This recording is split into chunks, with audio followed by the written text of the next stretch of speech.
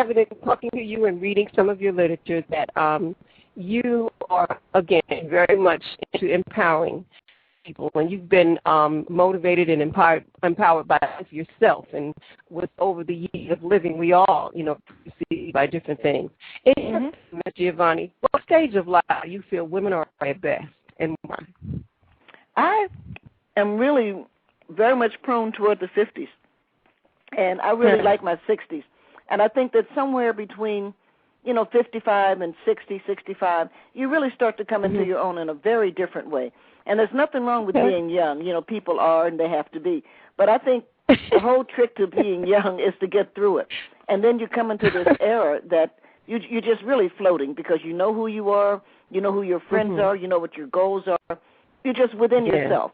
And when you think about it, I guess I should admit or I should point out, 42 is clearly a very important age because Rosa Parks at 42, sat down on the bus. Marian Anderson at 42 sang before the Lincoln Memorial. And we have a lot of women who came into their empowerment in their early 40s and 50s. I think it's great. And as I said, nothing wrong with being 20 and 30, but the kind of foolishness that happens there, you have so many people trying to tell you who you should be and who you are, and then you just get beyond that and you know what it is, Yeah, yes, I do know, because my next birthday in a couple of months, I'm going to be 52, and I am just loving it. And I don't feel different except for a few aches and pains here, because I know who I am. I know where I always wanted to be, and now coming to fruition. So it's a wonderful thing. I truly can relate to you with that, yes. Oh, yeah, it's a nice age. Yeah. It is. I also wanted to ask you, we know, again, that you've been very active in you've had a strong voice in it for a long time. How did you know you were interested in civil rights? And tell us a little bit about what that journey's been like. Well, of course, I'm a Southerner by birth, as I say, and I grew up in the era of segregation. So my generation actually could easily be considered the children of Rosa Parks. One doesn't normally think of Mrs. Parks as the first sit-inner, but she did. When she refused to give up her chair, she sat down. And by the time we got to college, I was in 55. By the time we got to college, we're going to be there. The 4 young men in Greensboro are going to ignite a movement. And so we grew up saying that it's time that American apartheid has to stop. And we were the generation that led that. I think we did an incredibly beautiful job. Yes, you have. Yes, you have. Well, and in saying that, I'm sure that as a female leader, educator, and lecturer, civil rights activist, there's been some challenges that you've encountered because you were a woman. Can you share with us some of those things that you encountered? I'm not really the person that deals very well with, obstacles. And I think everything is an opportunity. And so I think the main thing you have to do is when something doesn't go the way you think it should or that you think you want it to, you have to figure out what's the opportunity, because everything is an opportunity. That's very true. Very true. And I again, I appreciate you giving us this opportunity to speak with you. Certainly my pleasure. Let me ask you this also, because people who are listening who are aspiring writers and authors, leaders, lecturers, as well as myself, what advice would you give to us and others who want to be successful in a mission? Are there any particular organizations or groups we need to belong to in order to be the best we strive to be?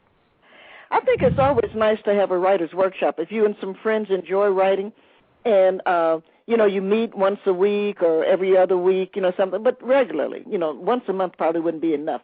I would say maybe every other week. And you go and you read to each other and you listen. It'll work until it becomes competitive. And so what you want to make sure is that it doesn't become competitive and that people sit there and listen to each other and try to see where the author is going, not what you would do if you were writing that story, but what is this person trying to say. And I think the idea of reading your work aloud is a very, very helpful one. Anybody can start it, 2 or 3 people, and a cup. I'm a coffee drinker, so you get yourself some coffee, and you sit there in Starbucks if you wanted to do that and just have your little reading circle. And it would be a good thing because it's good practice to hear your words aloud. Yeah. And you begin to see how your sentences are flowing in a way that you don't hear when it's in your head. You can make mistakes. And when you're having to say the words, it's a very different situation. Yes, as a writer, I agree with that because I do see a difference even when I read aloud to myself what I've written. You either get what you were trying to portray, or you're like, okay, no, that's not working. So it does make a difference when you read it aloud. All right, so let me ask you, because some writers have formulas for what they do. When you're starting a project that you're getting ready to create and getting to know your characters and whatnot, how do you, start your day? Do you have a special place that you do it, a special time? No, but see, I'm really a poet, so the question, Lady Serenity, that you're posing probably is more it's a question of a novelist more so than a poet, because we just have these voices. We don't really have a character. Okay. Probably the closest that came was there was a book out 2 years ago, and it's really a beautiful book called Fortune's Bones. And Fortune was a slave, to in a doctor's plantation. And when he died, the owner had his body boiled down to the bone, and he strung it up in his office so that he could learn something about anatomy. But, of course, he never thought about the fact that Fortune's widow every day had to dust the bones of her husband. And that was a great book. And so I think she did have to get into the voice of the widow, trying to figure out with it. This man is insane to do something like that. Yeah, yes. But for the most part, poetry is not going to have a character. It's going to have a voice. Right. I understand. So now, with all accomplished and all of these, all the lectures and your writing and your empowerment speeches to others, do you feel that because this is the journey that's been given to you, it's your life purpose, that you have you think this is what you were meant to do? Well, I enjoy what I do, and I think that I'm just very fortunate that I found my calling and I found what I could do, and I've been able to do it. A lot of people have gifts that, for one reason or another, don't materialize. So I think I've been very fortunate in that. Okay. And that's a wonderful thing.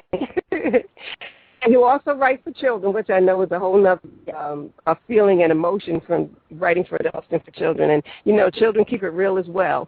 In doing your book signings and in coming in contact with children, you know how honest they can be. Has any particular incident or just that you the funniest in your mind during the journey? I enjoy it because, first of all, children are intelligent. And I've always assumed an intelligence. I don't talk down to children or anything like that. But when my book, Jeannie and the Jar, came out, I was at a poetry signing at a bookstore called Squirrel Hill Books in Pittsburgh. And the cutest little black girl came up to me at the end because the book sold out. The bookstore didn't have enough. And she was back in line and said, Miss Giovanni, could you sell me your book? Well, I knew her mother had sent that. And I said to her, well, I can't. I said, it's my reading copy, but mostly this is my mother's book. I'm going to give it to my mother when I go home. And she said, oh, okay, if it's your mother, I understand. And I thought, oh, man, so I gave her the book. No, you have to, because she was so sweet. Well, if it's your mother, I understand. If I had said no, but she was really sweet. Yeah. But and I'm sure her mother's just very proud of her because she's a very nice young lady. I don't know. I moved on. I gave her the book though because I figure I'll call my editor and have one sent to my mom. Yeah.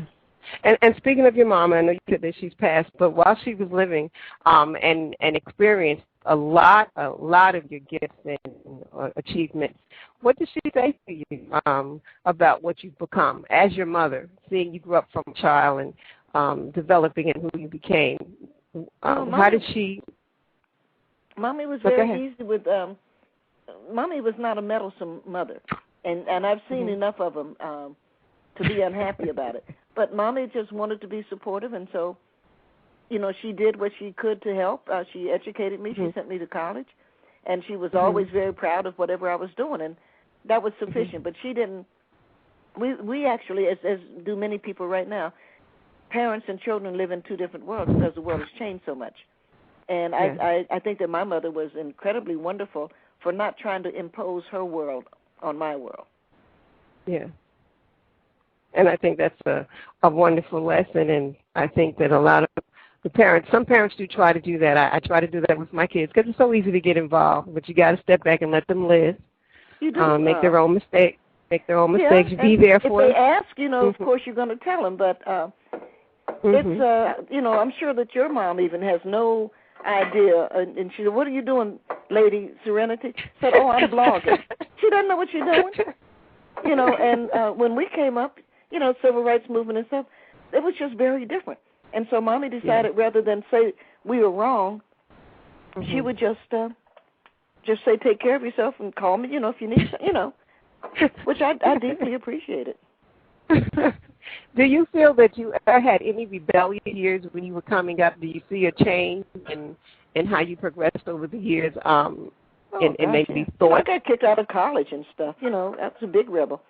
But you do grow up. Well, you do.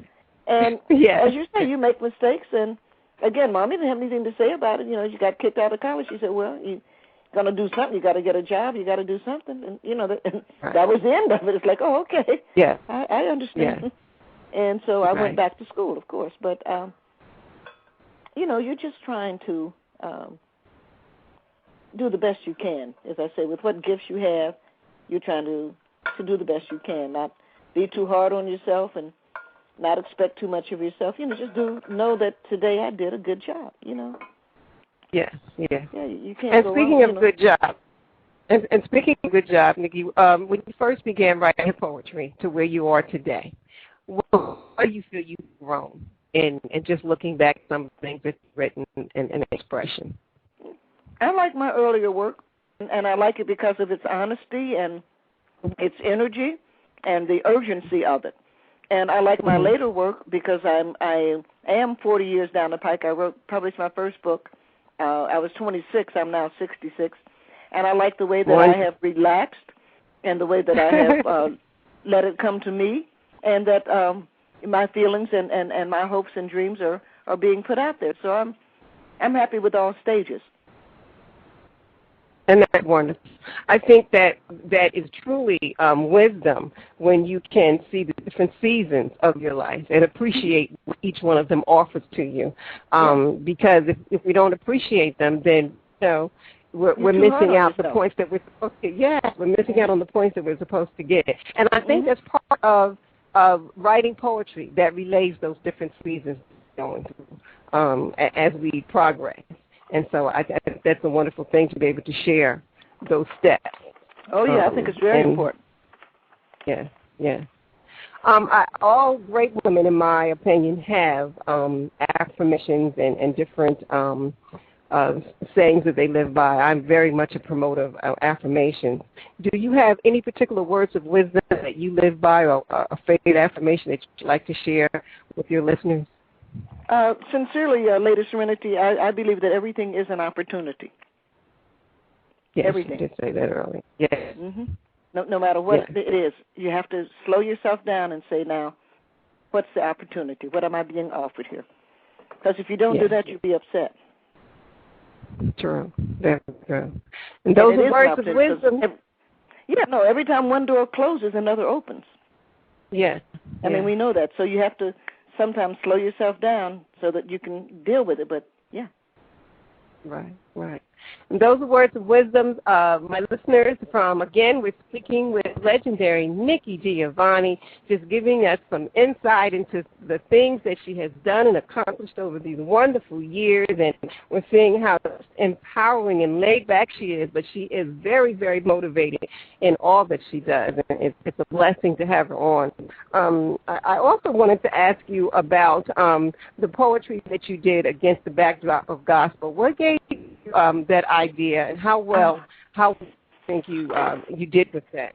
How was it different from what that was one of the top 100 CDs of the last century, so I'm very proud of it.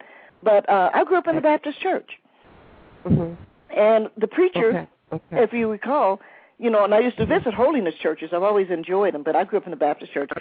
So the preacher is always preaching, and the choir director is always having, making making music while the preacher does that.